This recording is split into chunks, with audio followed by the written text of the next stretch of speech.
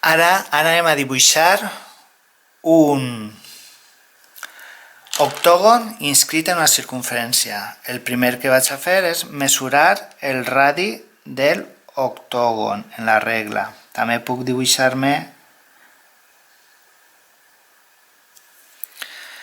el radi des del centre i mesurar-lo ahí. Punxe no i faig la circunferència. Una vegada tinc la circunferència, he de dibuixar els dos diàmetres perpendiculars. Per a fer-ho, primer dibuixaré el diàmetre vertical i després el perpendicular. Per a fer-ho, agafa el cartabó i l'escaire, agafa la hipotenusa de l'escaire, el faig coincidir amb el diàmetre vertical i mantinc fixe el cartabó i gire l'escaire. I així puc dibuixar una recta perpendicular. Hem dividit en 4 parts iguals la circunferència, però l'octògon té 8 costats. Hem de dividir en 8 parts iguals la circunferència. Per a fer-ho, el que farem serà fer les bisectrius de dos dels seus angles. Farem un arc així, punxant en A, un altre arc punxant en C i tenim ja una bisectriu.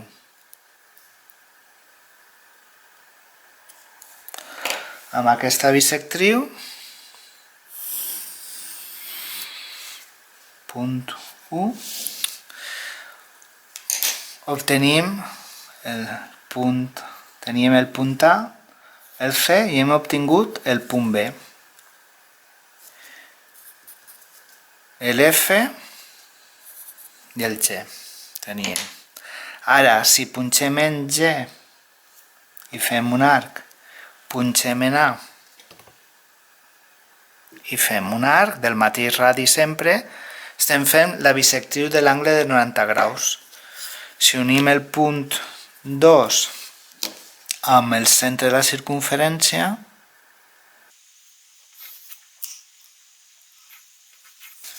obtenim la bisectriu.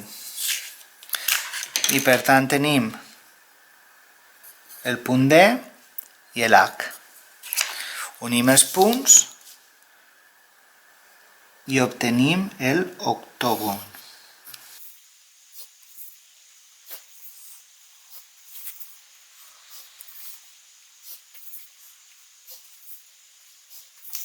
Ja tenim l'octògon. Si a més ara unim vèrtex botant C1, el B i l'H,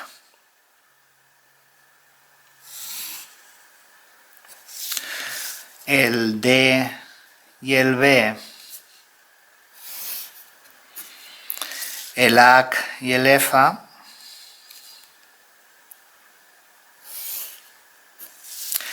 i l'F i el D, obtenim un quadrat. I si unim l'E i el C, el G i l'A i l'E i el G,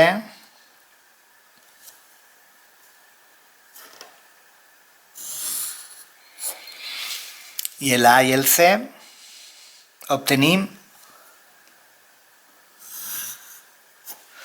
altre quadrat girat, i amb els dos quadrats tenim una estrela.